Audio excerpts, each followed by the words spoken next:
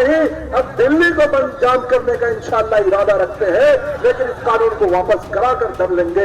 देखा आपने, ये सड़कें हैं कोलकाता की, ममता दीदी का राज्य है और यहाँ पर सड़कों पर कट्टरपंथी इकट्ठा हुए हैं। मौलाना ब्रिगेड तैयार हो गई है, लोगों को भड़काया जा रहा है, सड़कों तक लाने के लिए जहरीले बयान दिए जा रहे हैं।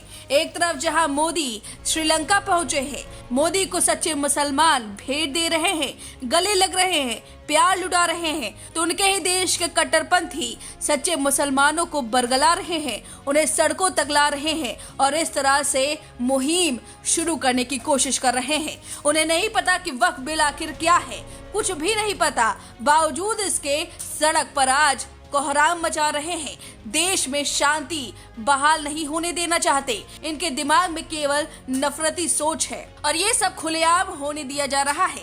ममता सरकार सत्ता के नशे में चूर है, 2026 अभी दूर है, बावजूद इसके अभी से प्रोपेगेंडा तैयार कर लिया गया है। एक तरफ जहां पीएम मोदी वक्फ बिल संशोधन पर अपनी बात कह रहे हैं, लोगों को सराह रहे हैं, गरीब तबके के मुस्लिमों का साथ दे रहे हैं, तो अपने ही देश के कट्टरपंथी इस तरह से जुलूस निकाल रहे हैं, पुतलों में आग लगा रहे हैं। या आखिर नफरती सोच आ कहां से रही है? कोलकाता की सड़कों पर ये जुलूस आप देख रहे हैं।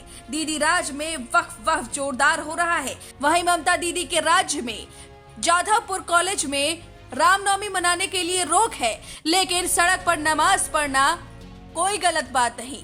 कॉलेज में भी नमाज पढ़ी जा रही है, इफ्तार पार्टी की जा रही है, ममता दीदी खुद ही पहुंच रही हैं, लेकिन रामनवमी में उन्हें दिक्कत हो रही है। छात्रों ने सवाल भी पूछा कि आखिर आपको अल्लाह से प्यार है तो राम से नफरत क्यों? खैर, ये सब राजनीति है। वहीं पीएम मोदी लगातार सच्चे मुसलमानों से मिल रहे हैं, उन्हें बताने की कोशिश कर रहे हैं कि उनके दिल में केवल सम्मान है, प्यार है और उनका भला करने की सोच है। वक्फ संशोधन इसलिए लाया गया जिससे आपकी जमीन वक्फ के नाम पर जो हड़पी जा रही थी उसे बचाया जा सके और आपको आपकी जमीन मिल सके, उसे कल्याण के काम में लगाया जा सके। लेकिन इन कट्टरपंथियों के दिमाग में तो नफरत भरी हुई है। आप जरा इनकी बातें एक बार फिर से सुनिए। वो लोग जो अभी तक खामोश है, उन्हें खबर हो जाए कि मगरबी बंगाल में लोग चूड़ी पहनकर नहीं बैठे हुए हैं, वो हर वक्त तैयार है। अगर जरूरत पड़ी तो संभल के बाद अगर गोली सीने पे खाने वाला कोई पैदा होगा तो बंगाल के जमीन से वो लोग पैदा होंगे और हम उसके लिए तैयार हैं।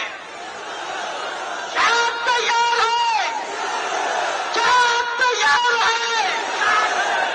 आप सीने पे गोली खाने के लिए सर पे कफन बांधकर तैयार रहने की जरूरत है। इंशाअल्लाह ताला मैं इस उम्मीद के साथ आपसे ये गुजारिश करता हूँ कि कल जब आवाज लगाई जाएगी तो आप लाखों की तादाद में यहाँ नजर आएंगे। इंशाअल्लाह ताला हम धर्मतल्ला मैदान भरेंगे। इंशाअल्लाह हम पूरे कलकत्ता को नहीं, हम दिल्ली को बंद जाम करने का इंशाअल्लाह इरादा रखते हैं, लेकिन इस कानून को वापस कराकर दम लेंगे। अब आपको बता दें कि आखिर पीएम मोदी ने वक्फ संशोधन बिल पास होने के बाद क्या कुछ कहा।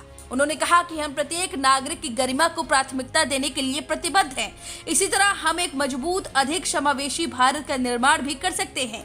प्रधानमंत्री ने संसद के सभी सदस्यों को धन्यवाद दिया जिन्होंने सदस्यीय और समिति की चर्चाओं में भाग लिया, अपने दृष्टिकोण व्यक्त किए और इन कानूनों को मजबूत बनाने में योगदान दिया। उन्होंने संसदीय समिति को बहुमूल्य सुझाव भेजने वाले अनगिनत लोगों का भी विशेष आभार व्यक्त किया है। उन्होंने कहा कि एक बार फिर व्यापक बहस और संवाद का महत्व साबित हुआ है। उन्होंने कहा कि वक्फ संशोधन विधेयक, मुसलमान वक्फ विधेयक का संसद के दोनों सदनों में पारित होना सामाजिक आर्थिक न्याय, पारदर्शिता और समावेशी विकास के सामूहिक प्रयास की दिशा में एक महत्वपूर्ण क्षण है। उन्होंने कहा कि संसद से पारित कानून पारदर्शिता को बढ़ावा देने और लोगों के अधिकारों की रक्षा करेगा। उन्होंने कहा कि दशकों से वक्फ प्रणाली पारदर्शिता और जवाबदेही की कमी का पर्याय बन गई थी, जिससे विशेष रूप से मुस्लिम महिलाओं, गरीब मुसलमानों और पसमानदा मुसलमानों के हितों को नुकसान पहुंच रहा था। इस तरह से पीएम नरेंद्र मोदी लगातार बढ़ावा दे रहे हैं। वक्फ संशोधन पर अपनी बात भी कही, लेकिन कट्टरपंथी ममता के राज में